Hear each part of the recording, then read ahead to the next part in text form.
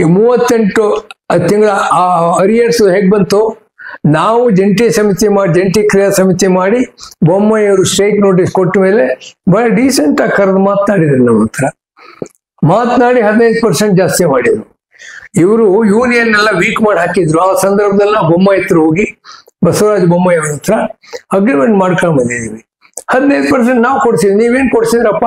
ಭಿಕ್ಷಾ ಬಿಡಿಸಿದ್ರಿ, ಓಡೆ ಬಜ್ಜಿ ಮಾಡಿಸಿದ್ರಿ, 10,000 ಜನ ಡಿಸ್ಮಿಸ್ ಮಾಡಿದ್ರಿ, ಸಸ್ಪೆಂಡ್ ಮಾಡಿದ್ರಿ, ಇನ್ನೂ 4 ಜನ ಬಂದಿಲ್ಲ. 1,15,000 ಜನಕ್ಕೆ ಸಂಬಳ ಕಟ್ ಮಾಡಿಸಿದ್ರಿ. ಇವತ್ತು ನಾವು ಏನು ಮಾಡದೆ ಇದೆಲ್ಲ ತಂದು ಕೊಟ್ಟಿದೀವಿ. Who is great. Okay sir. ಈಗ ಅಂಡ್ ಅದಕ್ಕೆ ಸರಿಯಾಗಿ ಮ್ಯಾನೇಜ್ಮೆಂಟ್ ಕೂಡ ಸಹಕಾರ ಕೊಟ್ಟಿದೆ. ಅವರು ಇವಾಗ ಉದಾಹರಣೆ ನಾವು ಸ್ಟ್ರೈಕ್ ನೋಟಿಸ್ ಕೊಟ್ಟಿದ್ವಿ. ಈ ಸ್ಟ್ರೈಕ್ ಮಾಡಬೇಡಿ ಅಂತ ಅವ್ರು ಯಾರು ಹೇಳಿಲ್ಲ. ಸೆಕ್ಯೂರಿಟಿಗಳು ಹಾಕಿ ಲಿಸ್ಟ್ ತಗೊಂಡು ಸಸ್ಪೆನ್ಷನ್ ಮಾಡ್ತೀವಿ ಅಂತ ಹೇಳಿಲ್ಲ. ಮೀಟಿಂಗ್ ಮಾಡಕ್ ಬಿಟ್ರು, ಹ್ಯಾಂಡ್ ಬಿಲ್ ಮಾಡಕ್ ಬಿಟ್ರು. ಯಾಕಂದ್ರೆ ಕಾನೂನು ಪ್ರಕಾರ ಬೇಡಿಕೆ ಇಟ್ಟಿದ್ರ, ಕಾನೂನು ಪ್ರಕಾರವಾಗಿ ಡೆಮೋಕ್ರೆಟಿಕ್ ಆಗಿದ್ರು ಅವರು. ಮತ್ತೆ ಅವರು ಕೂಡ ಎಲ್ಲರೂ ಹೋಗಿ ಪ್ರೆಸರ್ ಹಾಕಿದ್ರು ಸಿಎಂ ಮೇಲೆನೆ. It was Sunday study. Literally ಅವ್ರು ಎಲ್ಲ ಹೋಗಿ ಗೆರವ್ ಮಾಡಿದ್ರು ಸಿಎಂ ನ. 6:15 ಸಿಎಂ ಮೀಟ್ ಮಾಡಿದ್ರು. ನಮಗೆ 7 ಗಂಟೆಗೆ ಸುದ್ದಿ ಬಂತು. 9 ಗಂಟೆಗೆ ಲೆಟರ್ ಬಂದೋಯ್ತು. ಲೆಟರ್ ಕೊಡ್ತೇನೆ ನಿಮ್ಗೆ. ಲೆಟರ್ ಬಂತು ಬಂದ ಮೇಲೆ ಲೆಟರ್ ಬಂತು. ಒಂದು ಸರ್. ಆಮೇಲೆ ಇನ್ನೊಂದು ನೀವು ಮಾತಾಡ್ತಾ ಹೇಳಿದ್ರಿ, ಈಗ ಸಂಘಟನೆಗಳನ್ನ ವೀಕ್ ಮಾಡ್ತಾ ಇದ್ದಾರೆ ಅಂತ ಹೇಳಿದ್ರಿ. ಈಗ ಮೊನ್ನೆ PGR ಸಿಂಧೆ ಸಾಹೇಬ್ರು ಮಾತಾಡುವಾಗ ಹೇಳ್ತಾ ಬಂದ್ರು, ಅವ್ರಿಗೆ ಬಹಳ ತುಂಬಾ ಜ್ಞಾಪ ಇದೆ. ಈ ಯಾಕಂದ್ರೆ ನಿಮ್ಮ ಸಂಸ್ಥೆ EPKM ಹೇಳಿದ್ರೆ ಅರ್ನಿಂಗ್ ಪರ್ ಕಿಲೋಮೀಟರ್. ಬಟ್ ಇಷ್ಟು ವರ್ಷಗಳು, ಹತ್ತತ್ರ 30 ವರ್ಷಗಳಾಯ್ತು ಅವರ ಸ್ಥಾನದಿಂದ ಹೋಗಿ. ಆದ್ರೂ ಬಹಳ ತುಂಬಾ ಸೆನ್ಸಿಟಿವ್ ಆಗಿ ಇಟ್ಕೊಂಡಿದ್ದಾರೆ. ಅವ್ರು ಆಗ ಇದ್ದಂತ ಸಂಘಟನೆ ಹೆಸರು ಕೂಡ ಹೇಳಿದ್ರು. ನಿಮ್ದು ಇರ್ಬೋದು, ಸಂಪಂಗಿ ಅವ್ರ ಸಂಘಟನೆ ಇರ್ಬೋದು. ನಂತರ ನೀವು ಬಂದದ್ದು ಅದು MS ಕೃಷ್ಣ ಸಾಹೇಬ್ರು ನೆನೆಸ್ಕೊಂಡಿದ್ದೆಲ್ಲ ಹೇಳಿದ್ರು. ಆಗ ಇದ್ದಂತ 3 ಸಂಘಟನೆ ಒಂದ್ ಕಡೆ ಸ್ಟ್ರಾಂಗ್ ಇತ್ತು. ಈಗ 13 ಸಂಘಟನೆ ಆಗಿದೆ ಅನ್ನೋದನ್ನ ಕೇಳ್ಪಟ್ಟೆ. ಸೊ ಈ 13 ಸಂಘಟನೆ ಆಗಿದ್ರಿಂದ ಸಂಘಟನೆಗಳು ವೀಕ್ ಆಗುತ್ತೆ ಅಂತ ಹೇಳ್ತಾರೆ. ಇನ್ನು ಸಂಘಟನೆಗಳು ಜಾಸ್ತಿ ಆದವಲ್ಲ? ಸಂಘಟನೆಗಳು ಜಾಸ್ತಿ ಆದ್ರೂ ಒಂದು ಕಾಮನ್ ಐಡಿಯಾಲಜಿ ಇಲ್ಲ. ಇವಾಗ ಉದಾಹರಣೆ ನಾವು 6 ಯೂನಿಯನ್ಗಳು ಸೇರಿದ್ವಿ. ಕಾಮನ್ ಐಡಿಯಾ ಇವಾಗ AITUC CITU ಇದೆ, ಒಂದು ಲೆಫ್ಟ್ ಐಡಿಯಾಲಜಿ ಇದೆ. We are for the working class. ಇವತ್ತು Indian working class first union ಅಂದ್ರೆ AITUC. ನಂತರದಲ್ಲಿ CITU ಮಾಡ್ಕೊಂಡು ಬಟ್ ಅವ್ರು AITUC ಗರ್ಭದಲ್ಲಿ ಹೊರಗಡೆ ಬಂದಿರೋದು. ಆ ಲೆಫ್ಟ್ ಸಿದ್ಧಾಂತದ ಕ್ಯಾಡರ್ಗಳಿದ್ದಾರೆ. ಇನ್ನೊಂದು ಮಹಾಮಂಡಲ ಅಂತ ಶ್ರೀಕಂಠಯ್ಯವ್ರದ್ದು ಹಳೆ ಯೂನಿಯನ್. ಅವರು ಆತರ ಯಾವುದೂ ಇಲ್ಲ. ಶ್ರೀಕಂಠಯ್ಯವರು ಸಮಾಜವಾದ ಸಿದ್ಧಾಂತಕ್ಕೆ ಅವರು ಒಪ್ಕೊಂಡಿದ್ರು ಅವರು. ಇನ್ನು ಸಂಪಂಗಿಯವರು INTUC, ಒಂದು ನ್ಯಾಷನಲ್ ಆರ್ಗನೈಸೇಷನ್. ಆದ್ರೆ ಇವತ್ತು ಏನಾಗಿದೆ, ಇವಾಗ ಹಲವಾರು ಜಾತಿ ಸಂಘಟನೆಗಳಿವೆ, ಗೊತ್ತಾಯ್ತಲ್ಲ. ಬಟ್ ಅವ್ರು ಯಾರು ನಮ್ಮ ಸ್ಟ್ರೈಕ್ ನಲ್ಲಿ ವಿರೋಧ ಮಾಡಿಲ್ಲ. SC ST 3 ಯೂನಿಯನ್ ಬೆಂಬಲ ಕೊಟ್ಟಿವೆ. ಹೋರಾಟ ಬಂದಾಗ ಅವರು ಸಪೋರ್ಟ್ ಮಾಡ್ತೀವಿ ಮ್ಯಾನೇಜ್ಮೆಂಟ್ಗೆ ಅಂತ ಹೋಗಿಲ್ಲ. ನೀವುಗಳ ಅರ್ಥ ಸಂಘಟನೆ 13 ಅಲ್ಲ 30 ಆದ್ರೂ ಕೂಡ ಸಂಘಟನೆಗಳ ಮಧ್ಯೆ ಸಮನ್ವಯ ಇರಬೇಕು. ನಮ್ಮ ಬೇಡಿಕೆ ಮೇಲೆ ಇರಬೇಕು. ಬೇಡಿಕೆ ಮೇಲೆ ನಾನು ಹೇಳ್ತೀನಿ BMS. ನಿಮಗೆ ಗೊತ್ತಿದೆ AITUC CITUಗಳ ಸಿದ್ಧಾಂತಕ್ಕೂ BMS ಸಿದ್ಧಾಂತ ವ್ಯತ್ಯಾಸ ಇದೆ. ಒಪ್ತೀರಾ? ಬಟ್ ಈ ಸ್ಟ್ರೈಕ್ ವಿಚಾರ ಬಂದಾಗ ವಿಶ್ವನಾಥ್ ಅವರು, ಅದರ BMS ರಾಜ್ಯದ ಅಧ್ಯಕ್ಷರು, ವಕೀಲರು, ನಾನೇ ಮಾತಾಡಿದೆ. ಆಯ್ತು ಸುಬ್ರಾಯ ಲೆಟರ್ ಕಳಿಸಿ ಅಂದ್ರು. ಬೆಂಬಲ ಕೊಟ್ಟಿದ್ದಾರೆ ನಮ್ಗವರು. ನೀವು AITUC ಲೆಫ್ಟ್, ನಾವು ರೈಟು, BJP ಹಾಗೆ ಹೇಳಿಲ್ಲ. ಆದ್ರಿಂದ ಎಷ್ಟೇ ಸಂಘಟನೆಗಳಿದೆ, ಸಂಘಟನೆಗಳ ನಂಬರ್ ಮುಖ್ಯ ಅಲ್ಲ. ಒಂದು ಕಷ್ಟಕಾಲ ಬಂದಾಗ ಒಟ್ಟಿಗೆ ನಿಂತ್ಕೊಳ್ತಾರ ಅನ್ನೋದು ಪ್ರಶ್ನೆ. ಇವತ್ತು ಮೆಜಾರಿಟಿ ಜನ ಒಟ್ಟಿಗೆ ನಿಂತಿದ್ದಾರೆ. ಆದ್ರಿಂದ ನಮ್ಗೆ ಸರ್ಕಾರದಿಂದ ರೆಸ್ಪಾಂಡ್ ಬಂತು. ಸಪೋಸಿಂಗ್ ಎಲ್ಲರೂ ಕೂಡ ಒಂದೊಂದ್ ಕಡೆ ಒಬ್ಬೊಬ್ಬರು ಕಾಲಿಟ್ಟಿದ್ರೆ ಯಾರು ಕರಿತಿದ್ರು. Correct sir. ಈಗ ನೀವು ಹೇಳಿದ್ರಿ ಇಷ್ಟು ಸಂಘಟನೆ ಹಿಂಗ್ ಆಗಿದೆ ಅಂತ. ಇಲ್ಲೇನಾಗುತ್ತೆ, ಒಂದಷ್ಟು ಸಂಘಟನೆಗಳು ಗುಂಪಾಗಿ ಇಂಟಿಗ್ರೇಷನ್ ಸಮಿತಿ ಮಾಡ್ಕೊಂಡು ಸಂಘಟನೆಗೆ ಅಥವಾ ಮುಷ್ಕರಕ್ಕೆ ಕರೆ ಕೊಟ್ಟ ಸಂದರ್ಭದಲ್ಲಿ ಕೆಲವೊಂದು ಗೇಟ್ ಮೀಟಿಂಗ್ ಗಳನ್ನ ತಾವು ಮಾಡ್ತೀರಾ. ಈ ಡಿಪೋಗಳಲ್ಲಿ ಅಥವಾ ವರ್ಕ್ಶಾಪ್ ಗಳಲ್ಲಿ ಅಥವಾ ಬಸ್ ಸ್ಟ್ಯಾಂಡ್ ಗಳಲ್ಲಿ ಮಾಡ್ತೀರಾ. ಇಲ್ಲೇ ಕೆಲವರು ವಿರೋಧ ಮಾಡಿದ್ದಾರೆ, ಕೆಲವರು ನಿವೃತ್ತ ಆಗಿರ್ತಕ್ಕಂಥ ರಿಟೈರ್ಡ್ ಆಗಿರೋ ಎಂಪ್ಲಾಯ್ಸ್ ಕೂಡ ಬಂದು ಮಾತಾಡಿದ್ದಾರೆ ಅನ್ನೋದೊಂದಷ್ಟು ಸುದ್ದಿ. ಒಂದಷ್ಟು ಕೆಳಗೆ FIR ಆಗಿದೆ ಕೂಡ ಅಂತ ಸುದ್ದಿ. ನಿನ್ನೆ ಅಂದ್ರೆ 29ನೇ ತಾರೀಕು FIR ಗಳಾಗಿದೆ ಅನ್ನೋದು ಒಂದು ಸುದ್ದಿ. ಯಾವಾಗ? ನಿನ್ನೆ ಆಗಿದೆ, ಹೊಸಪೇಟೆ ಮತ್ತೆ ಬಳ್ಳಾರಿ ಆಗಿದೆ ಅಂತ ಸುದ್ದಿ. ಹೊಸಪೇಟೆ ಅದು ಬಳ್ಳಾರಿ ಏನಾಯ್ತು, ನಮ್ಮವರು ಸ್ಟಿಕ್ಕರ್ ಹಾಕೋದಕ್ಕೆ ಹೋಗಿದ್ದಾರೆ ನಮ್ಮ ಜಂಟಿ ಕ್ರಿಯಾ ಸಮಿತಿಯವರು, ನಮ್ಮ ಲೀಡರ್ಗಳೆಲ್ಲ. ಅವಾಗ ಯಾರೋ ಒಬ್ಬವನು ಕೂಟದ ಅಧ್ಯಕ್ಷ ಅಂತ ಹೊಸಪೇಟೆ, ಅವನು ಅಣಿಸ್ಬೇಡಿ ಎಲ್ಲಿ ಅಂತ ಮಾತುಕತೆ ಆಯ್ತು. ಆಕ್ಚುಲಿ ನಮ್ಮ ಲೀಡರ್ ಹಿಡ್ಕೊಂಡು ಹೊಡೆದಿದ್ದಾರೆ. ನಾವು ಒಂದೇನು ಹೇಳಿದೀವಿ, ಕಳೆದ ಈ ಕೂಟದ ಸ್ಟ್ರೈಕ್ ಆದಾಗ ರಸೂಲ್ ಔಟಿ ಅಂತ ಒಬ್ಬ ಮರ್ಡರ್ ಆಯ್ತು. ಡ್ಯೂಟಿಗೆ ಬಂದಾಗ ಕಲ್ಲು ಬಿಸಾಕಿ ಸ್ಪಾಟ್ ಅಲ್ಲಿ ಸತ್ತೋದ ಬಸ್ ಲಾಸ್ಟ್ ಜಮಖಂಡಿ ಡಿಪೋ. ಇನ್ನು 6 ತಿಂಗಳಿತ್ತು ಸರ್ ಸರ್ವಿಸು. ಅವನು ಹೆಣ ಬಿತ್ತು ಒಂದು. ನಾವು ಅದನ್ನ ಕಂಡೆಮ್ ಮಾಡಿದ್ವಿ. ಮತ್ತೆ ಈ ಸಲ ಸ್ಟ್ರಿಕ್ಟ್ ಆಗಿ ನಾವೇನೇ ಹೇಳಿದ್ವಿ, ಎಲ್ಲಾದ್ರೂ ವೈಲೆನ್ಸ್ ನೀವು ಮಾಡಿದ್ರೆ ನಾನು ವಿತ್ಡ್ರಾ ಮಾಡ್ಕೋತೀನಿ ಅಂತ ಹೇಳಿದ್ದೆ. ನಿಮ್ಮ ಜಂಟಿ ಕ್ರಿಯಾ ಸಮಿತಿ ನಾನು ಸ್ಪಷ್ಟವಾಗಿ ಹೇಳಿದ್ದೆ, ನೋ ವೈಲೆನ್ಸ್. ಇವಾಗ ಯಾಕೆ ನಾವು ಸ್ಟ್ರೈಕ್ ಕರೆ ಕೊಟ್ಟಿರೋದು, 38 ತಿಂಗಳ ಅರಿಯರ್ಸ್ ಬರ್ಲಿ ಅಂತ. ಹೌದು. 1/1/24 ವೇತನ ಹೆಚ್ಚಾಗಲಿ ಆಗ್ಲಿ ಅಂತ. ರೈಟ್. ಹೌದು. ಬೇರೆ ಹಲವಾರು ಡಿಮಾಂಡ್ ಫಾರ್ಮ್ 4 ಎಲ್ಲ ಇದೆ. ನಾಳೆ ಎಂಪ್ಲಾಯ್ ಸ್ಟ್ರೈಕ್ ಮಾಡಲ್ಲ ಅಂತ ಅರ್ಥ ಏನು, ಅವ್ರಿಗೆ ಅದು ಬೇಡ ಅಂತ. ಸಿದ್ದರಾಮಯ್ಯ ಒಳ್ಳೇದಾಯ್ತು, ಬೇಡ ತಪ್ಪಿತು ಅಲ್ಲ, ಅದೇ ಆಗುತ್ತೆ. ಈಗ ಆದ್ರೆ ಆ ಒಂದು ಅಚಲವಾದ ನಂಬಿಕೆ ನನ್ನ 60 ವರ್ಷದ ಟ್ರೇಡ್ ಯೂನಿಯನ್ ವರ್ಕಲ್ಲಿ ನನ್ನ ನಂಬಿಕೆ ಕೊಟ್ಟಿದೆ. ಆದ್ರಿಂದ ಸ್ಪಷ್ಟವಾಗಿ ಹೇಳಿದ್ದೆ. ಸೊ ಆದಿಮೂರ್ತಿಯವರು ಕೈ ಎತ್ತಿಲ್ಲ, ಆಜಾನುಭಾವ ಕೈ ಎತ್ತಲಿಲ್ಲ. ಅವರು ಹೊಡೆಸ್ಕೊಂಡ್ರು, ಇದು ಮಾಡಿಸಿದ್ದಾರೆ, ಮೆಡಿಕಲ್ ಹೋಗಿದ್ದಾರೆ, FIR ಆಗಿರ್ಬೋದು, ಅವರು ಕೌಂಟರ್ ಕಂಪ್ಲೇಂಟ್ ಕೊಟ್ಟಿರ್ಬೋದು. ಬಿಟ್ಟರೆ ಕಂಪ್ಲೇಂಟ್ ಆಗುತ್ತೆ, ಬೇರೆ ಎಲ್ಲೂ ವೈಲೆನ್ಸ್ ಗಳಾಗಿ. ಸರ್ ಆಯ್ತು. ಈಗ ಕ್ವಶನ್ ಗಳು ಕೇಳಿದ್ದಾರೆ, ನಮ್ಮವ್ರು ಆನ್ಸರ್ ಮಾಡಿದ್ದಾರೆ. It's A democratic process. ಇಲ್ಲ, ಎಲ್ಲರೂ ವಾಕ್ ಸ್ವಾತಂತ್ರ್ಯ ಇದ್ದಾಗ ಎಲ್ಲರೂ ಪ್ರಶ್ನೆ ಮಾಡಕ್ಕೆ ಪ್ರಶ್ನಾತೀತ್ರೆ ಅದ್ರ ಬಗ್ಗೆ 2 ಮಾತಾಡುವಂತದಿಲ್ಲ. ಆದ್ರೆ ಈಗ ಈ ಸಂಘಟನೆ ಕಚ್ಚಾಟ ಅಥವಾ ಸಂಘಟನೆ ಸಂಘರ್ಷ ಇವ್ರ ಬಗ್ಗೆ ಇರ್ತಕ್ಕಂಥ ಭಿನ್ನಾಭಿಪ್ರಾಯಗಳ ಮಧ್ಯದಲ್ಲಿ ಈ ಸರ್ಕಾರಕ್ಕಾಗ್ಲಿ ಅಥವಾ ಈ ಆಡಳಿತ ಮಂಡಳಿ ಮ್ಯಾನೇಜ್ಮೆಂಟ್ಗಾಗ್ಲಿ ಲಾಭ ನೀವು ಮಾಡ್ಕೊಟ್ಟಂಗೆ ಆಗುತ್ತೆ ಅಂತ ಅನ್ಸಲ್ಲ? ಖಂಡಿತ ಯಾವ ಲಾಭವೂ ಆಗಿಲ್ಲ. ಹಾಗೆ ಲಾಭ ಆಗಿದ್ರೆ ನಮ್ಮನ್ನ ಯಾಕೆ ಲೆಟರ್ ಹಾಕಿ ಕಳಿಸೋರು? ಇವಾಗ ನಾನು ಕೇಳ್ತೀನಪ್ಪ, ರಾಜಕೀಯವಾಗಿ ಬಿಜೆಪಿ ಬಹಳ ಶಿಸ್ತಿನ ಪಕ್ಷ. ಇವತ್ತೇನಾಗ್ತದೆ, ಹಾಲಿರಪ್ಪ ಬೀದಿರಪ್ಪ ಇಲ್ಲಿ ಮಾಡ್ತಿದ್ದಾರೆ. ರೈಟ್. ಹಾಗಂತ ಬಿಜೆಪಿ ಹೊರಟೋಗ್ಬಿಡ್ತಾ? ನೋಡಿ, ಒಂದು ಡೆಮೋಕ್ರೆಟಿಕ್ ಸಿಸ್ಟಮ್ ಇದ್ರೆ ಇದೆಲ್ಲ ಆಗುತ್ತೆ, ಚರ್ಚೆಗಳು. We are use to it. ಒಂದು ಡಿಕ್ಟೇಟರ್ಶಿಪ್ ಇದ್ದಾಗ ಯಾರು ಸಹಿತಕ್ಕಾಗಲ್ಲ. ಭಾರತದಲ್ಲಿ ಇನ್ನೂ ಕೂಡ ಸಂವಿಧಾನದತ್ತವಾದ ಹಕ್ಕುಗಳಿವೆ. ಮೊಟಕು ಮಾಡ್ಲಿಕ್ಕೆ ಕೇಂದ್ರ ಸರ್ಕಾರ ಪ್ರಯತ್ನ ಪಡ್ತೀವಿ, ಆದ್ರೂ ನಾವು ಹೋರಾಟಗಳು ನಡೆಸ್ತಾ ಇದೀವಿ. ಇಷ್ಟೆಲ್ಲ ಇದ್ರೂ ಸ್ಟ್ರೈಕ್ ನೋಟಿಸ್ ಕೊಟ್ಟಿವಿ. ಎಲ್ಲಿ ಕೊಟ್ಟಿವಿ? ಬೆಳಗಾವಿ ಸೆಷನ್ ಆದಾಗ ಹೋಗಿ ಕೊಟ್ಟಿವಿ, ಅಲ್ಲಿ ಮಂತ್ರಿ ಹತ್ರ ಕೊಟ್ಟಿದ್ದೀವಿ. ಆದ್ರಿಂದ ನಮಗೆ ಅಚಲವಾದ ವಿಶ್ವಾಸ ಈ ಒಂದು ವ್ಯವಸ್ಥೆ ಇದೆ. ಹೋರಾಟದ ಹಕ್ಕು ನಮ್ಗಿದೆ. ನಿಜ, ತ್ಯಾಗ ಬಲಿದಾನಗಳು ಮಾಡ್ಲೇಬೇಕಾಗುತ್ತೆ. ಅಲ್ಲ, ಹೋರಾಟದ ಮೇಲೆ ತ್ಯಾಗ ಈ ಮಾತನ್ನ ತಾವು ಹಳೆ ನಮ್ಮ ಸಂಚಿಕೆಗಳಲ್ಲಿ ಕೂಡ ನೀವು ಹೇಳಿದ್ರ. ಹೋರಾಟದ ಸುದೀರ್ಘವಾಗಿ ನಾವು ಮಾತಾಡಿದ್ವಿ. ಸೊ ಈಗ ನೀವು ಹೋರಾಟ ಅಂತ ಬರ್ತೀವಿ ಅಂದಾಗ, ಹೋರಾಟ ಮಾಡ್ಬೇಕಾದ್ರೆ ನಮ್ ಹಿಂದೆ ಜನ ಬೆಂಬಲ ಇದ್ರೆ ಮಾತ್ರ ನಾವು ಹೋರಾಟ ಮಾಡಕ್ ಸಾಧ್ಯ ಅಲ್ವಾ ಸರ್? ಖಂಡಿತ ಅಲ್ವಾ? ಈಗ ಸಂಸ್ಥೆಗಳಲ್ಲಿ ಏನಾಗ್ತಿದೆ, ಸಾರಿಗೆ ನಿಗಮಗಳಲ್ಲಿ ಈಗ ಚಾಲಕರು ಹೊರಗುತ್ತಿಗೆ ಆಧಾರದಲ್ಲಿ ಬರ್ತಾ ಇದ್ದಾರೆ, ತಾಂತ್ರಿಕ ಸಿಬ್ಬಂದಿಗಳು ಬರ್ತಾ ಇದ್ದಾರೆ, 1000 ಜನ ಈಗ ಆಲ್ರೆಡಿ ತುಂಬ್ಕೋತಾ ಇದ್ದಾರೆ. ಈಗ BMTC ನಲ್ಲಿ 52 ಡಿಪೋನೇ ಇರಬೇಕು. 52 ಡಿಪೋದಲ್ಲಿ 17 ಡಿಪೋಗಳು ಆಲ್ರೆಡಿ ಈಗ ಎಲೆಕ್ಟ್ರಿಕ್ ಬಸ್ಗಳು ಫೇಮ್ ಯೋಜನೆಯಲ್ಲಿ ಬಂದ್ಬಿಟ್ಟಿದೆ. ಅಲ್ಲೇನಾಗುತ್ತೆ, ನಿಮ್ಗೆ ನಿರ್ವಾಹಕ ಮಾತ್ರ ನಿಮ್ಮ ಸಂಸ್ಥೆಯವರು, ಆದ್ರೆ ಚಾಲಕ ಮತ್ತೆ ತಾಂತ್ರಿಕ ಸಿಬ್ಬಂದಿ ಮೆಕ್ಯಾನಿಕ್ ತರ ಇವರು ಹೊರಗುತ್ತಿಗೆ ತಗೊಂತಾರೆ. ಸೊ ನಿಮ್ ಸ್ಟ್ರೆಂತ್ ಅರ್ಧಕ್ಕರ್ಧ ಮುಗಿದೋಯ್ತಲ್ಲ, ಅಲ್ಲಿ ಬಿಟ್ಟು. 2 ಪ್ರಶ್ನೆ. ಈ ಉದಾಹರಣೆಗೆ ಅಷ್ಟೇ ಕರೆ ಕೊಟ್ಟಿದ್ವಿ. ನಾವು ಎಲೆಕ್ಟ್ರಿಕ್ ಬಸ್ ಚಾಲಕರನ್ನೆಲ್ಲ ಭೇಟಿ ಮಾಡಿದ್ವಿ. ಸರ್, ನೀವು ಸ್ಟ್ರೈಕ್ ಮಾಡಿ ನಾವು ಬಸ್ ನಡೆಸಲ್ಲ ಅಂತ ಆಶ್ವಾಸನೆ ಕೊಟ್ರು. ಈಗ ವರ್ಕರ್ಸ್ ಆಗಿ ಡಿವೈಡ್ ಆಗೋದಿಲ್ಲ. ಮತ್ತೆ ನಮ್ಮ ಬೇಸಿಕ್ ಡಿಮಾಂಡ್ ಏನಿದೆ ಅಂದ್ರೆ, ಸಾರಿಗೆ ನಿಗಮಗಳಲ್ಲಿ EV ಬಸ್ಗಳು ಕೊಂಡ್ಕೋಬೇಕು ಅಂತ ನಮ್ಮ ಡಿಮಾಂಡ್.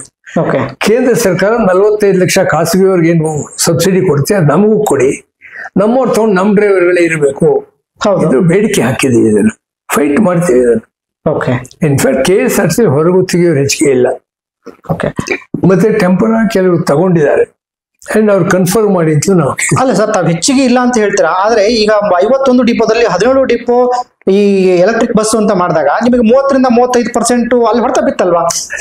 ಹಾಗಾಗಲ್ಲ ಸರ್. ಇವಾಗ ಸಂಸ್ಥೆ ಬಗ್ಗೆ ನೀವು ಯೋಚನೆ ಮಾಡಿ ಸ್ವಲ್ಪ. ಇವಾಗ 1000 ಬಸ್ ನಾವು ಕೊಂಡ್ಕೊಂಡ್ಬರ್ಬೇಕು ಅನ್ನೋ ದುಡ್ಡಿಲ್ಲ, ಕಷ್ಟ ಆಗುತ್ತೆ ಅಂತ. ದುಡ್ಡಿಲ್ಲ. ಅವನು 2 ಕೋಟಿ ಇನ್ವೆಸ್ಟ್ ಮಾಡ್ತಾನೆ, ಕಿಲೋಮೀಟರ್ ಬೇಸ್ ಮೇಲೆ ದುಡ್ಡು ಕೊಡ್ತೀವಿ. ಬಂಡವಾಳ ಬೇಕಲ್ಲ.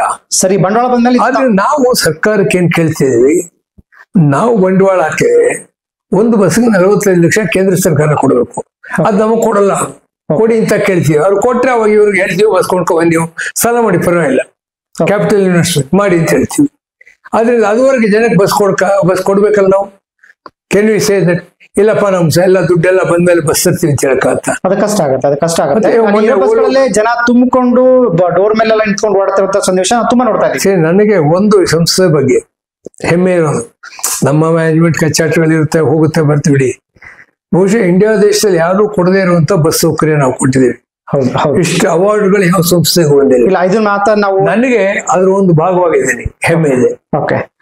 ಇಲ್ಲ ಈ ಮಾತನ್ನ ಒಪ್ಕೊಳ್ಳೇಬೇಕು, ಯಾಕಂದ್ರೆ ಇಡೀ ದೇಶದಲ್ಲಿ ಅಥವಾ ಏಷ್ಯಾದಲ್ಲೇ ನಂಬರ್ 1 ಸಾರಿಗೆ ಸಂಸ್ಥೆ ಅಂದ್ರೆ ನಮ್ಮ ಕರ್ನಾಟಕ ರಾಜ್ಯ ರಸ್ತೆ ಸಾರಿಗೆ ಸಂಸ್ಥೆ. ಅದ್ರ ಬಗ್ಗೆ ಎರಡು ಮಾತಿಲ್ಲ. ನಮ್ಮ ಕಲ್ಯಾಣ ರಥಲ್ಲಿ ನೀವು ಹೋಗಿ ಮಲ್ಕೊಂಡು ಹೋಗ್ಬನ್ನಿ ಸರ್, ಗುಲ್ಬರ್ಗಕ್ಕೆ ಹೇಗಿದೆ. ಇಲ್ಲ ಇಲ್ಲ ಇದೆ ಆ ಬಸ್ಗಳ ಬಗ್ಗೆ ಮೊನ್ನೆ ಇಳಿಯಕ್ಕೆ ಮನ್ಸು ಬರಲ್ಲ. ಇಲ್ಲ ಸರ್, ಏರೋಪ್ಲೇನ್ ಸೀಟ್ ಅಷ್ಟು ಚೆನ್ನಾಗಿರಲ್ಲ. ಹೌದು ನಮ್ ಸೀಟ್ ಹಂಗಿದೆ. ಇಲ್ಲ ಚೆನ್ನಾಗಿದೆ, ಅದ್ರ ಬಗ್ಗೆ ಅಶ್ವಮೇಧ ಈ ಸದ್ಯ ಅಶ್ವಮೇಧ ಕೊಡಿ. ಈ ಸದ್ಯ ಟಾಪ್ ಅಲ್ಲಿ ಓಡ್ತಿರೋದು ಅಶ್ವಮೇಧನ ಇವಾಗ. ಓಕೆ ಸರ್, ಈಗ ಆಯ್ತು ನೀವು ಹೇಳಿದ್ರೆ ಒಪ್ಕೋತೀನಿ. ಈಗ ಈ ಹೊರಗುತ್ತಿಗೆಯಲ್ಲಿ ಚಾಲಕರು ಮತ್ತೆ ತಾಂತ್ರಿಕ ಸೇವೆ ತಗೋತಿರುವಂತದ್ದು ಇದೊಂದು ಟೆಂಪ್ರರಿ ಪ್ರೊಸೆಸ್. ಟೆಂಪ್ರರಿ ಪ್ರೊಸೆಸ್ ಅಂದ್ರೆ ಅವ್ರ ಅಗ್ರಿಮೆಂಟ್ ಮುಗಿದ ತಕ್ಷಣ ಅವರು ವಾಕೌಟ್ ಮಾಡ್ತಾರೆ, ಹೋಗ್ತಾರೆ. ಅಗ್ರಿಮೆಂಟ್ ಅಲ್ಲ, ರಿಕ್ರೂಟ್ಮೆಂಟ್ ಆಗ್ತದೆ. ರಿಕ್ರೂಟ್ಮೆಂಟ್ ಅಂದ್ರೆ ಈಗ ನೋಡಿಪ್ಪ, ಹುಮ್ನಾಬಾದಲ್ಲಿ ನಮ್ಮ ಟ್ರ್ಯಾಕ್ ಇದೆ, ಅಲ್ಲಿ ಹೋಗಿ ಟ್ರೈನೀಸ್ ಎಲ್ಲ ಸೆಲೆಕ್ಟ್ ಮಾಡಿದ್ದಾರೆ, ಹೊಸ ಡ್ರೈವರ್ಗಳನ್ನ. ಹಾಸನದಲ್ಲಿ ಮಾಡಿದ್ದಾರೆ. ಒಂದೇನು ಪಬ್ಲಿಕ್ ಸೆಕ್ಟರ್ ಬೇಕಾದಾಗ ತಗೊಳ್ಳೋದು, ಬೇರೆ ತೆಗಿಯಕ್ಕಾಗಲ್ಲ, ಸಿಸ್ಟಮ್ ಫಾಲೋ ಮಾಡಬೇಕು. ಗೊತ್ತಾಯ್ತು ನೋಡಿ, KES ಅಲ್ಲಿ ನಿನ್ನೆ ಹೆಂಗಾಗಿದೆ ಆ ತರ ನಮ್ಮಲ್ಲಿ ಆಗ್ಬಾರ್ದು. ಇವಾಗ 1,000 ಜನ ನಾವು ತಗೊಂಡು ಒಂದು ಮಿಸ್ಟೇಕ್ ಆದ್ರೆ ರಿಟ್ ಹೋದ್ರೆ ಎಲ್ಲ ಕ್ವೆಶ್ಚನ್ ಆಗುತ್ತೆ. ಸಿಸ್ಟಮ್, ರಿಸರ್ವೇಶನ್ಸ್, OBCಗಳು, SC ST ಕ್ಯಾಟಗರಿ ಆಧಾರಿತವಾಗಿ ನಿಮ್ಮನ್ನ ಅಪಾಯಿಂಟ್ ಮಾಡ್ಕೊಳ್ಳುವಂತ ಸಾಧ್ಯ ಇದ್ದೇ ಇರುತ್ತೆ. ಆದ್ರಿಂದ it takes time, we are doing it. ಮುಚ್ಕೊಂಡು ಕೂತಿಲ್ಲ. ಹೇಳಿದ್ರೆ ಎಲೆಕ್ಟ್ರಿಸಿಟಿ ಬೋರ್ಡ್ ಅಲ್ಲೆಲ್ಲ ಇಂಜಿನಿಯರ್ ಕೂಡ ಕಾಂಟ್ರಾಕ್ಟ್ ಲೇಬರ್ ಇದ್ದಾರೆ. ಹೌದು ಹೌದು. ನಮ್ಮಲ್ಲಿ ಅಂತ ಕಾಂಟ್ರಾಕ್ಟ್ ಲೇಬರ್ ನಾವು ಬಿಟ್ಟಿಲ್ಲ. Going to fight it. Okay. So ಇದ್ರ ಬಗ್ಗೆ ಮುಂದೆ ತಾವು ತುಂಬಾ ಗಂಭೀರವಾಗಿ ಚಿಂತನೆ ಮಾಡ್ತೀರಾ, ಹೋರಾಟ ಮಾಡ್ತೀರಾ? ಖಂಡಿತ ಮಾಡ್ತೀವಿ. ಓಕೆ ಸರ್, ಇನ್ನೊಂದು ಮತ್ತೆ ಈ ಹೋರಾಟ, ನಮ್ಮ ಹೋರಾಟದಲ್ಲಿ ಸಂಸ್ಥೆಯನ್ನು ಉಳಿಸೋ ಹೋರಾಟ ಇದೆ. ಅಲ್ಲ, ಸಂಸ್ಥೆ ಇದ್ದನೇ ಇಲ್ಲ ಇರೋಂಥದ್ದು, ಎಕ್ಸ್ಪ್ಯಾಂಡ್ ಆಗ್ಬೇಕದು. ಹೌದು ಹೌದು. ಹೊಸ ಬಸ್ ಬರ್ಬೇಕು, ಹೊಸ ಹೊಸ ಜನಗಳು ಬರ್ಬೇಕು. ಹೌದು. ನೀವು ಸ್ವಲ್ಪ ನೀವು ಬೇಕಾದ್ರೆ ಒಂದ್ಸಲ ಅಂತರಕ್ಕೆ ಹೋಗಿ ನೋಡ್ಕೊಂಬನ್ನಿ, ಯಾವ ಹೊಸ ಬಸ್ ಬಂದಿದೆ, ಹೊಸದ ಯಾರು ಬಂದಿದ್ದಾರೆ. ಓಕೆ. ನಮ್ಮಲ್ಲಿ ಇವಾಗ 4-5 ಸಾವಿರ ಜನ ಇಮಿಡಿಯೇಟ್ ಆಗಿ ಬರ್ತಾರೆ, ರೆಡಿ ಆಗಿದೆ ಲಿಸ್ಟ್ ಎಲ್ಲ. ಓಕೆ. ಸೊ ನಮಗೆ ಎಂಪ್ಲಾಯ್ಮೆಂಟ್ ಜನರೇಷನ್ ಆಗಬೇಕು. ಹೌದು. Probably the biggest employer is ನಾವು ಕರ್ನಾಟಕ ಗೌರ್ಮೆಂಟ್ ಬಿಟ್ರೆ ನಾವೇನೆ. Okay. And this goes on expanding. Okay. ಆ ವಿಶ್ವಾಸ ನನಗಿದೆ. ಅದೇ ನನ್ನ ಹೋರಾಟವನ್ನ ಅಥವಾ ನಮ್ಮ ಹೋರಾಟಗಳನ್ನ ಬರೀ ಕೆಲಸಗಾರರಿಗೆ ಇಷ್ಟು ದುಡ್ಡು ಕೊಡಿಸೋ ದಳ್ಳಾಳಿ ಕೆಲಸ ನಾವು ಮಾಡ್ತಿಲ್ಲ. ಸಂಸ್ಥೆ ಉಳಿಸ್ತಾ ಇದೀವಿ, ಜನರ ಸೇವೆ ಬಗ್ಗೆ ಗಮನ ಕೊಟ್ಟಿದ್ದೀವಿ. ಅದಕ್ಕೆ ನಮ್ಗೆ ಹೆಮ್ಮೆ ಇದೆ. ಓಕೆ ಸರ್, ಈಗ ನಿಮ್ಮ ಬಗ್ಗೆ ನಮಗೂ ಗೌರವ ಇದೆ, ಯಾಕಂದ್ರೆ ಇಷ್ಟು ಸುದೀರ್ಘವಾಗಿ ಒಬ್ಬ ಕಾಮ್ರೇಡ್ ಆಗಿ ನೀವು ಇಷ್ಟು ವರ್ಷ ಒಂದು ಕಾರ್ಮಿಕ ಸಂಘಟನೆ ಪರವಾಗಿ ಹೋರಾಟ ಮಾಡ್ಕೊಂಡ್ ಬಂದಿದ್ದೀರಾ. ಅದ್ರ ಬಗ್ಗೆ ಕಾರ್ಮಿಕರು ಎಲ್ಲರೂ ಒಂದೇ ಮನಸ್ಥಿತಿ ಇರಬೇಕು, ಒಪ್ಪಿಗೆ ಇರಬೇಕು ಅನ್ನೋಂಥದ್ದಲ್ಲ, ಆದ್ರೆ ಅವ್ರವ್ರ ವೈಯಕ್ತಿಕ ಅಭಿಪ್ರಾಯ ಇದ್ದೇ ಇರುತ್ತೆ. ಆದ್ರೆ ಒಂದು ಹೋರಾಟಕ್ಕೆ ಒಂದು ಗೌರವ ಅನ್ನೋದು ಯಾವಾಗಲೂ ಇದ್ದೇ ಇರುತ್ತೆ, ಅದ್ರ ಬಗ್ಗೆ ಮಾತಾಡ್ತಿಲ್ಲ. ಆದ್ರೆ ನನಗೆ ಇನ್ನೊಂದಷ್ಟು ಕ್ವಶನ್ ನಾನು ನಿಮಗೆ ಕೇಳೋದಕ್ಕೆ ಇಷ್ಟಪಡ್ತೀನಿ. ಈಗ ನಿಮ್ಮ ಹೋರಾಟ ಯಾವಾಗ್ಲೂ ಮುಂಚೂಣಿಯಲ್ಲಿ ಇರ್ತಕ್ಕಂಥದ್ದು ಚಾಲಕ ನಿರ್ವಾಹಕರಿಗೆ ಮುಂಚೂಣಿ ಆಗಿರುತ್ತೆ. ಓಕೆ. ಸೊ ಆದ್ರೆ ಇದರಲ್ಲಿ ಒಂದು 20% ಆಗಿ ತಾಂತ್ರಿಕ ಸಿಬ್ಬಂದಿಗಳು ಅಂತ ಇದ್ದಾರೆ. ಈ ಮೆಕ್ಯಾನಿಕಲ್ ಬಸ್ ಒಳಗೆ ಹೋದ ತಕ್ಷಣ ಅದನ್ನ ಮೇಂಟೈನ್ ಮಾಡೋದು, ದುರಸ್ತಿ ಮಾಡೋರೆಲ್ಲ ಇದ್ದಾರೆ. ಅವ್ರ ಬಗ್ಗೆ ನಿಮ್ಮ ಹೋರಾಟಗಳು ಎಲ್ಲೂ ಹೆಚ್ಚಾಗಿ ಕಾಣೋದಿಲ್ಲ ಒಂದು. ಆಮೇಲೆ ಇನ್ನೊಂದು, ಅವ್ರ ಸೌಲಭ್ಯಗಳ ಬಗ್ಗೆ, ಅವ್ರ ಸಮಸ್ಯೆಗಳ ಬಗ್ಗೆ ಯಾಕೆ ನೀವು ಇವತ್ತು ಹೆಚ್ಚಾಗಿ ಮಾತಾಡಿಲ್ಲ? ಇಲ್ಲ, it's not correct. C, driver, conductor ನಿಮ್ ಕಣ್ಣು ಕಾಣೋರು. ಓಕೆ. ಮೆಕ್ಯಾನಿಕ್ಸ್ ಕೂಡ ನಾವು ಫೈಟ್ ಮಾಡಿ. ಇನ್ಫ್ಯಾಕ್ಟ್ 1996 ಸೆಟಲ್ಮೆಂಟ್ ಒಂದು ಮಾಡಿದ್ವಿ. 95 ಅಲ್ಲಿ ಮೆಕ್ಯಾನಿಕ್ಸ್ಗೆ 80 ರೂಪಾಯಿ ಸ್ಪೆಷಲ್ ಅಲವೆನ್ಸ್ ಕೊಡಿಸಿದ್ವಿ. Okay. We have been taken care of them. ಅವ್ರಿಗೂ ಒಳ್ಳೆ ಯೂನಿಫಾರ್ಮ್ ಕೊಡಿಸಿದ್ವಿ. ಆ ಯೂನಿಫಾರ್ಮ್ಗಳು ಸರಿಯಾಗಿ ಕೊಡ್ತಾ ಇಲ್ಲ, ಕೊಟ್ಟಿಲ್ಲ ಅಂತ ಸುದ್ದಿ ಬಹಳ ವರ್ಷಗಳಿಂದ ಇದೆ. ಯೂನಿಫಾರ್ಮ್ ಎಲ್ಲ ದುಡ್ಡು ಇರೋದೆಲ್ಲ ಡಿಲೇ ಆಗ್ಬೋದು, ಬಟ್ ಕಾನೂನು ಪ್ರಕಾರ ಅವ್ರು ಕೊಡ್ಲೇಬೇಕು. ಹೆರಿಕಾಟ್ ಯೂನಿಫಾರ್ಮ್ಗಳು ಕೊಡಿಸಿದ್ವಿ. ಎಲ್ರಿಗೂ ಸಂಬಳ ಜಾಸ್ತಿ ಆದಾಗ ಅವ್ರಿಗೆ ಮಾಡಿಸಿದ್ವಿ. ಅದೇನಾಗುತ್ತೆ ಗೊತ್ತಾ, ಯಾವನೋ ಒಬ್ಬ ಹಾಕ್ತಾನೆ. ನಿಜ, ಡ್ರೈವರ್ ಕಂಡಕ್ಟರ್ ಯಾಕೆ ಮಾತಾಡ್ತೀವಿ, ಅವ್ರ ಕಣ್ಣಿಗೆ ಕಾಣ್ತಾನೆ, ಕಣ್ಣಿಗೆ ಕಾಣ್ತಾರೆ ಅಂತ. ಇವ್ರ ಕಣ್ಣಿಗೆ ಕಾಣಲ್ಲ, ಬಟ್ ಅವ್ರು ಬಿಟ್ಟಿದೀವ. ಇವಾಗ ಉದಾಹರಣೆಗೆ ನಾನು ನಿಮ್ಗೆ ಹೇಳ್ತೀನಿ, ಈ ಸೆಕ್ಯೂರಿಟಿ ಮತ್ತೆ ಸೂಪರ್ವೈಸರ್ ಸ್ಟಾಫ್ ನಿಮ್ಗೂ ಗೊತ್ತಿದೆ. ಇವತ್ತೆಲ್ಲ ಒಂದು 5,000 ಜನ ಇದ್ದಾರೆ. ಅವ್ರಿಗೆ ನಾವು 58ನೇ ಇಸ್ವಿಯಿಂದ ಸನ್ಮಾನ್ಯ ಶ್ರೀಕಂಠಯ್ಯನವರು, ಸಂಪಂಗಿಯವರು ಎಲ್ಲ ಕೂಡ ಅಗ್ರಿಮೆಂಟ್ಗಳಲ್ಲಿ ವೇಜ್ ಇನ್ಕ್ರೀಸ್ ಮಾಡ್ಸಿದ್ದಾರೆ ಅವ್ರಿಗೆ. ನಾವು ಮಾಡ್ಸಿದ್ವಿ ನಮ್ಮ ಸೆಟಲ್ಮೆಂಟ್ಗಳಲ್ಲಿ. ಅವ್ರು ನಮ್ಗೆಲ್ಲ ಓಟ್ ಹಾಕ್ಬಿಟ್ರು 87 ಎಲೆಕ್ಷನ್ ನಲ್ಲಿ. 91 ಎಲೆಕ್ಷನ್ ಓಟ್ ಹಾಕಿದ್ರು. 96ರಲ್ಲಿ ಒಂದು ನೇಮ ತಗೊಂಡ್ಬಂದು 97ರಲ್ಲಿ ಅವ್ರು ಯಾರು ಯೂನಿಯನ್ ಮೆಂಬರ್ಸ್ ಆಗಿಲ್ಲ ಅಂತ. ಸೆಕ್ಯೂರಿಟಿ ಸೂಪರ್ವೈಸರ್ಸ್ TI ಇಂದ ಯಾರು ಮೆಂಬರ್ ಹಾಕುವಾಗಿಲ್ಲ, ಸೆಕ್ಯೂರಿಟಿ ಆಗಿಲ್ಲ. 97ರಲ್ಲಿ ನಾವು ಹೈಕೋರ್ಟ್ ರಿಟ್ ಹಾಕಿದ್ವಿ, ನಮ್ ಪರವಾಗಾಯ್ತು. 19 ಪ್ರಕಾರ ಹಕ್ಕಿದೆ, ಹೈಕೋರ್ಟ್ ಹೇಳ್ತು. ಸೊ ಅವರು ಕೂಡ ಈಗ ಒಂದು ಹೇಳ್ತೀನಿ ಕೇಳಿ, ಡಿವಿಷನ್ ಬೆಂಚಿಗೆ ತಗೊಂಡು ಹೋದ್ರು ಅದನ್ನ. ಅದು ನಾವು ಸೋತ್ವಿ. 2005 ಸುಪ್ರೀಂ ಕೋರ್ಟ್ ಹಾಕಿದೀವಿ. 20 ನವೆಂಬರ್ 2024 ಜಡ್ಜ್ಮೆಂಟ್ ಆಗಿ ನಮ್ಮ ಪರವಾಗಾಯ್ತು. ಅದು 3 judge constitution bench. KSRTC salute ಹೊಡೆಯುವಂತ ಒಬ್ಬ ಗಾರ್ಡ್ ಮೆಂಬರ್ ಆಗಬಹುದು ಬೇಡ ಅನ್ನೋದನ್ನ ಕಾನ್ಸ್ಟಿಟ್ಯೂಷನ್ ಬೆಂಚ್ ಕೈಲಿ ಹೇಳಿಸಿದ್ವಿ. 27 ವರ್ಷ ಸುದೀರ್ಘ ಹೋರಾಟ ಮಾಡಿದ್ವಿ. ಒಂದು ಅದನ್ನ ನಿಮ್ಮ ಸಂಘಟನೆ ಮಧ್ಯೆ ತಗೊಳಕ್ಕೆ ಮಾಡಿದ್ವಿ, ಆರ್ಡರ್ ಮಾಡಿಸಿದ್ವಿ. ಅಂದ್ರೆ ಈಗ ಆಡಳಿತ ಮಂಡಳಿಯವರು ಕೂಡ ಒಂದಷ್ಟು ಸಂಘಟನೆ ಅಂತ ಹೇಳಿ ಈಗ ಮಾಡ್ಕೊಂಡಿದ್ರಲ್ಲ sir, officers association, welfare association ಅಂತ ಮಾಡ್ಕೊಂಡಿದ್ದಾರೆ. ಆಕ್ಚುಲಿ ಅವ್ರಿಗೂ ಕೂಡ ಆ ಕಾನೂನಲ್ಲಿ ಅವಕಾಶ ಇದೆಯಾ ಈ ತರ ಯೂನಿಯನ್ ಮಾಡ್ಕೊಳ್ಳಿಕ್ಕೆ? ಮಾಡುವುದು ಟ್ರೇಡ್ ಯೂನಿಯನ್ ಮಾಡಾಗಿಲ್ಲ ಅವರು. ವೆಲ್ಫೇರ್ ಅಸೋಸಿಯೇಷನ್ ಸೊಸೈಟಿ ಆಕ್ಟ್ ಮಾಡ್ತಾರೆ. ಅವರು ಟ್ರೇಡ್ ಯೂನಿಯನ್ ರೈಟ್ಸ್ ಇಲ್ಲ ಅಧಿಕಾರಿಗಳಿಗೆ. ಬಟ್ ಈಗ ಅವರು ಕೂಡ ಒಂದ್ ಕಡೆ ನಮಗೆ ಸರಿ ಸಮಾನವಾಗಿ ವೇತನ ಬೇಕು ಅಂತಾನೆ ಅವರು ಒಂದು ಕೂಗೆತ್ತಿದೆ ಅಲ್ಲ, ಇಷ್ಟು ವರ್ಷ ಇದ್ದಿಲ್ಲ ಅವ್ರ ಕೂಗು ಈಗ ಇದ್ದಿದೆ. ಇದು ಒಂದೇನಾಗುತ್ತೆ ಗೊತ್ತಾದ್ರೆ ಎಲ್ಲ ಕೇಳ್ತಾರೆ. ಇವಾಗ ನಾವು ಕೇಳಿ ಸ್ಟ್ರೈಕ್ ನೋಟಿಸ್ ಕೊಟ್ಟಿವಿ, ಅವ್ರು ಸ್ಟ್ರೈಕ್ ನೋಟಿಸ್ ಕೊಡಲ್ಲ. They can't give it. ಆಸೆಗಳು 108. ಹೋರಾಟ ಮಾಡ್ಬೇಕು. ಈ ಆಸೆಗಳೆಲ್ಲ ಕುದುರೆಗಳಾಗಿದ್ರೆ ಭಿಕ್ಷಾ ಮಾಡೋರು ಸವಾರಿ ಮಾಡ್ತಿದ್ರಂತೆ. ಅದ್ರಿಂದ ಹಾಗಾಗಲ್ಲ. ಬರ್ಲಿ ನಮ್ ಜೊತೆ. ಅವ್ರು ಒಂದು ಸ್ಟೇಟ್ಮೆಂಟ್ ಕೊಟ್ರ ಇವ್ರು ಹೋರಾಟ ಮಾಡ್ತಾರ, ಬೆಂಬಲ ಕೊಡ್ತೀವಿ ಅಂತ. ಸೊ ಕೊಟ್ಟಿಲ್ಲ, ಕೊಡೋದು ಇಲ್ಲ. ಅದು ನೀವು ಕೇಳಿಲ್ವಾ ಸರ್? ಮೊನ್ನೆ ಒಂದು ಹೇಳ್ತೀನಿ ಕೇಳಿ. ಒಂದು ಭ್ರಷ್ಟ ವ್ಯವಸ್ಥೆ ಭಾಗವಾಗಿದ್ದಾರೆ ಅವರು, ಆಫೀಸರ್ಸ್ ಯೂನಿಯನ್ ಅವರು ಸ್ಟ್ರೈಕ್ ಮಾಡ್ತೀವಿ ಅಂತ ಹೇಳುವಂತ ನೈತಿಕತೆ ಅವ್ರಿಗಿಲ್ಲ. ಯಾರು ಇವತ್ತು ದುಡ್ಡು ತಗೊಳ್ತಿರೋ? ಯಾರು ಲೀವ್ ಸ್ಯಾಂಕ್ಷನ್ ದುಡ್ಡು ತಗೋತಾರೆ, ಟ್ರಾನ್ಸ್ಫರ್ ದುಡ್ಡು ತಗೋತಾರೆ, ಲೀವ್ ಕೊಡೋದು ದುಡ್ಡು ತಗೋತಾರೆ. ಎಲ್ರಿಗೂ ಗೊತ್ತಿರೋ ವಿಚಾರ. ಅಂದ್ರೆ ಭ್ರಷ್ಟಾಚಾರ ಇದೆ, ವ್ಯಾಪಕವಾಗಿದೆ. ಪಾಯಿಂಟ್ ಇಷ್ಟೇನೆ, we have been fighting against. But ನಾವು ಕೆಲಸಗಾರರಿಗೆ ದುಡ್ಡು ಕೊಡಬೇಡಿ. ಯಾಕೆ ಕೊಡ್ತೀರಾ? ಅವ್ನು ಇಲ್ಲಿ ಬಂದು ಬಾವುಟ ಆಡಿ ಒಂದು ದುಡ್ಡು ಕೊಟ್ಟು ಕೆಲಸ ಮಾಡಿಸೋದು ಸುಲಭ. ಈ ಒಂದು ಮನೋಭಾವನೆ ಇರುತ್ತಿದೆ. ಅದು ಹೋಗ್ಬೇಕು ಜನರಲ್ಲಿ. ಆವಾಗ ಅಧಿಕಾರಿಗಳು ಬರ್ತೀವಿ. ಇವಾಗ ಬ್ಯಾಂಕ್ ಅಲ್ಲಿ ಇದೆ, ಪಬ್ಲಿಕ್ ಸೆಕ್ಟರ್ ಅಧಿಕಾರಿಗಳ ಸಂಘಟನೆ ಇದೆ, ಸ್ಟ್ರೈಕ್ ಮಾಡ್ತಾರೆ ಅವರು. ಯಾಕೆ ಅಲ್ಲಿ ಬೇರೆ ರೀತಿ ಆದಾಯ ಇಲ್ಲ. ಆದಾಯ ಇಲ್ಲದಕ್ಕೆ ಆದಾಯ ಇದೆ ಇಲ್ಲಿ, ಹಾಗೆ ಯಾರಿಗೂ ಬರಲ್ಲ ಅವರು. ನೀವು ಅವ್ರನ್ನ ಬೆಂಬಲ ಕೇಳಿಲ್ವಾ ಸರ್? ಮತ್ತೆ ಮೊನ್ನೆ ಸ್ಟ್ರೈಕ್ ಮಾಡೋ ಎಲ್ರಿಗೂ ಕೇಳಿದೀವಪ್ಪ. ಅವ್ರ ಒಪಿನಿಯನ್ ಏನಿತ್ತು? ಏನ್ ಸುಮ್ಮನೆ ಇರ್ತಾರೆ. ನಾವು ಆಫೀಸರು ಹೆಂಗ್ ಮಾಡೋದು, ಬಕೆಟ್ ಹಿಡಿಯೋದು ನಮ್ ಕೆಲಸ. ನಾನು ಒಂದು ಆಫೀಸರ್ಸ್ ತೀರ್ಮಾನ ಮಾಡಲ್ಲ. ಬಸ್ ಸ್ಟ್ರೈಕ್ ಆಗಿದೆ ಅಲ್ಲ ಅನ್ನೋದು ಡ್ರೈವರ್ ಕಂಡಕ್ಟರ್ಗಳಿದೆ. ಮೆಕ್ಯಾನಿಕ್ಗಳು ಪಾರ್ಟಿಸಿಪೇಟ್ ಮಾಡಬೇಕು. ಆಫೀಸ್ ಸ್ಟಾಫ್ಗಳು ಬರಲ್ಲ ಯಾವುದಕ್ಕೂ. ಹಾಗಂತ ಬೆನಿಫಿಟ್ ಕೊಡೋದಕ್ಕಾಗತ್ತಾ? ಇಲ್ಲ. ಇಂಡಿಯಾ ದೇಶ ಸ್ವಾತಂತ್ರ್ಯ ಹೋರಾಟಕ್ಕೆ ಬಹಳ ಕಡಿಮೆ ಜನ ಭಾಗವಹಿಸಿದ್ರು. ಗಾಂಧೀಜಿ ಎಲ್ರಿಗೂ ಬಂತು. ಬ್ರಿಟಿಷರು ಎಲ್ಲ ಹೋರಾಟ ಮಾಡಿದವ್ರು ಮಾತ್ರ ಸ್ವಾತಂತ್ರ್ಯ ಕೊಡ್ತೀವಿ ಅಂತ ಹೇಳಿದ್ರ. ಹಾಗೆ ಇಲ್ಲಿ ನಮ್ಮ ಹೋರಾಟದಿಂದ ನಮ್ಮ ಹೋರಾಟಕ್ಕೆ ಬೆಂಬಲ ಕೊಡಲ್ಲ ಅಂದ್ರಲ್ಲ, ಅವ್ರಿಗೂ ದುಡ್ಡು ಬರುತ್ತೆ, ಎಲ್ರಿಗೂ ಬರುತ್ತೆ. ಒಂದು ಕಾನೂನು ಅಂತ ಆದ್ಮೇಲೆ ಅಂದ್ರೆ ಇವೆಲ್ಲ ಬೋಗಿಗಳು. ನಾವು ಎಂಜಿನ್ ಫೈಟ್ ಮಾಡ್ತಾ ಇದೀವಿ. ಎಂಜಿನ್ ಮೂವ್ ಆದ್ರೆ ಬೋಗಿ ಮೂವ್ ಆಗುತ್ತೆ. ಅದ್ರ officers after all they are bogies, they are not engines. Sir, ಈಗ ಆಫೀಸರ್ಸ್ ಅಂತ ಹೇಳಿದಾಗ ನೀವು ಒಂದಷ್ಟು ಮಾತುಗಳನ್ನ ಹೇಳಿದ್ರಿ, ಅದು ಒಪ್ಕೊಳ್ಳೋಣ ಅಥವಾ ಅದನ್ನ ನೌಕರಿಗೆ ಬಿಟ್ಬಿಡೋಣ ಅಥವಾ ಸಂಘಟನೆ ಎಲ್ಲ ಗೊತ್ತಿರೋಂಥದ್ದು. ಆದ್ರೆ ಈಗ ನಾನು ಮತ್ತೆ ಅಗೇನ್ ಇದು ಸಂಸ್ಥೆ ನೌಕರರು ಸಂಬಂಧಪಟ್ಟಂಗೆ ಬರ್ತೀನಿ. ಇಲ್ಲಿ ನೀವು ಕಾಮನ್ ತುಂಬಾ ಸಿಂಪಲ್ ಆಗಿರುವಂತ ನೌಕರರಿಗೆ ಹೆಲ್ಪ್ಫುಲ್ ಆಗಿರುವಂತ ಒಂದಷ್ಟು ಅಂಶಗಳನ್ನ ಬೇಡಿಕೆ ಇಟ್ಕೊಳ್ತೀರಾ. ಆದ್ರೆ ಆ ಬೇಡಿಕೆಗಳು ಸುಮಾರು ವರ್ಷಗಳಿಂದ ಹಾಗೇನೆ ಬರ್ತಾ ಇದೆ. ಈಗ ಸುಮಾರು ನಿಮ್ದು ಹಳೆ ಬೇಡಿಕೆಗಳೆಲ್ಲ ನಾನು ಒಂದಷ್ಟು ಪರಿಶೀಲನೆ ಮಾಡಿ ನೋಡ್ತಾ ಇದ್ದೆ. ನಾನು ಹಳೆ ಬೇಡಿಕೆಗಳೆಲ್ಲ ಇನ್ನು ಕ್ಯಾರಿಫೈಡ್ ಆಗ್ತಾನೇ ಇದಾವೆ. ಯಾಕೆ ಇದನ್ನ ಮ್ಯಾನೇಜ್ಮೆಂಟ್ ಕೂತ್ಕೊಂಡು ಬಗೆಹರಿಸಂತ ಸಮಸ್ಯೆಗಳನ್ನ ಯಾಕೆ ಬಗೆಹರಿಸ್ತಾ ಇಲ್ಲ? ಅದೇನಾಗುತ್ತೆ ಅಂತ ಹೇಳಿದ್ರೆ, ನೋಡಿ, ಮೇಲ್ ಇಶ್ಯೂಸ್ ಬರುತ್ತೆ. ಅದು ಪರ್ಟಿಕ್ಯುಲರ್ಲಿ ಹಿಂದೆಲ್ಲ ಸೆಟ್ಲ್ ಮಾಡೋದು ಸ್ಟ್ರೈಕ್ ಇದ್ದಾಗ. ಆ ಸ್ಟ್ರೈಕ್ ಇದ್ದಾಗ ಕೋಟ್ಯಾಂತರ ಜನರಿಗೆ ತೊಂದರೆ ಆಗುತ್ತೆ. ಅದೆಲ್ಲ ಇಟ್ಕೊಂಡು ಒಂದೊಂದು ನಾವು ಮಾತಾಡಕ್ಕಾಗಲ್ಲ. ಹೋಗಿ ಹೇಳ್ತಾ ಆಮೇಲೆ ಮಾತಾಡ್ತೀವಿ ಅಂತಾರೆ. ಆಮೇಲೆ ನಾವು ಡಿಮಾಂಡ್ಗಳು ಕೊಡ್ತೀವಿ, ಅದೇನು ಆಗಲ್ಲ, ಎಳೆದಾಡ್ಕೊಂಡು ಬರ್ತಾರೆ. ಮ್ಯಾನೇಜ್ಮೆಂಟ್ ಅಲ್ಲಿ ಬದಲಾವಣೆ ಆಗುತ್ತೆ. ಇಲ್ಲಿ ಒಂದೇನಂತೆ, ಒಂದು ಸಿಸ್ಟಮ್ಯಾಟಿಕ್ ಆಗಿ ಯೂನಿಯನ್ಗಳ ಕರೆದು ಮಾತಾಡಿ ಸಮಸ್ಯೆ ಬಗೆಹರಿಸುತ್ತ ಮಿಷನರಿ ಇಲ್ಲ. ಆ ಮಿಷನರಿ ಕ್ರಿಯೇಟ್ ಮಾಡಿ ಅನ್ನೋದು ನಮ್ ದೊಡ್ಡ ಡಿಮಾಂಡ್ ಇದೆ. ರೆಗ್ಯುಲರ್ ಜಾಯಿಂಟ್ ಕಮಿಟಿಗಳು ಮೀಟಿಂಗ್ ಆಗಬೇಕು. ಇವಾಗ ಇವನ್ ಸೆಂಟ್ರಲ್ ಗವರ್ಮೆಂಟ್ ಅವ್ರ ಎಂಪ್ಲಾಯೀಸ್ ಕೌನ್ಸಿಲ್ಗಳು ಇಟ್ಕೊಂಡಿದ್ದಾರೆ, ಜಾಯಿಂಟ್ ಕೌನ್ಸಿಲ್ ಅಂತ. ಇವಾಗ ಇದೆಯಲ್ಲೋ ಗೊತ್ತಿಲ್ಲ, ಹಿಂದೆ ರೆಗ್ಯುಲರ್ ಮೀಟಿಂಗ್ ಆಗೋದು.